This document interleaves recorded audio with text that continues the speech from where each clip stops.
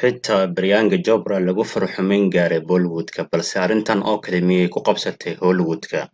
Fadeexa ku soo baxday filim-sameeyaasha caanka ah ee shirkadda Hollywood-ka Harvey Weinstein ayaa keentay in adduunka oo dhan uu ka dhaco isla markaasna la baaro dhibaatada loo geysto hablaha doonaya inay shaqo ka helaan shirkadaha aflaanta.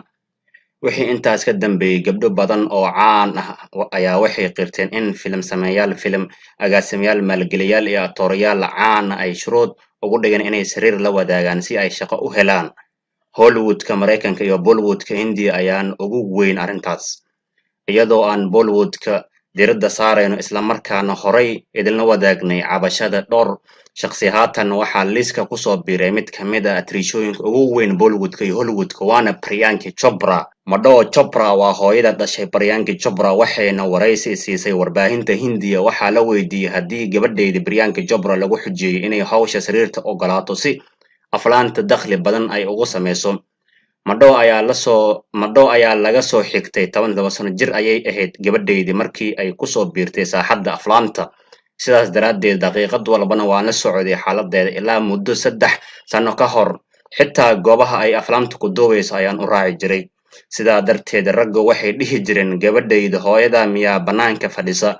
Waxaan doonayaa inaan kuu sheego sheeko qaas ah. Priyanka waxay ku jawaabi jirtay, marba haddii sheekadaas laga qarinayo hooyaday, taasi ma ahan sheeko aan maqli karo.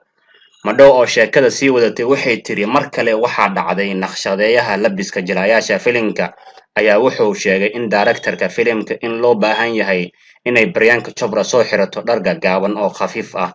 Daaraktarka ayaa ku iri, ii sheeg sababta aad dharka gaaban ugu xirayso Miss World ee aad kaamirada u soo hor istaajinayso, miyaadan ku qanacsanin quruxdeeda dabiiciga ah?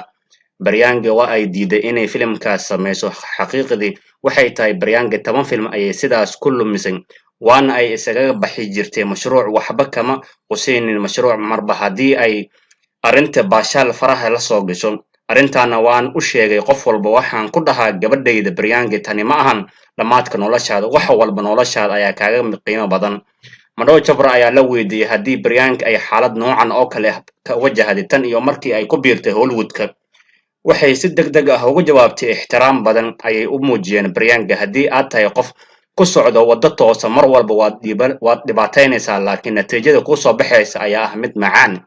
Gabar walba waxaan kula talinayaa inaysan jirkeeda shaqo ku iibsan, sababtoo ah nolosha ayaa ka wanaagsan wax walba.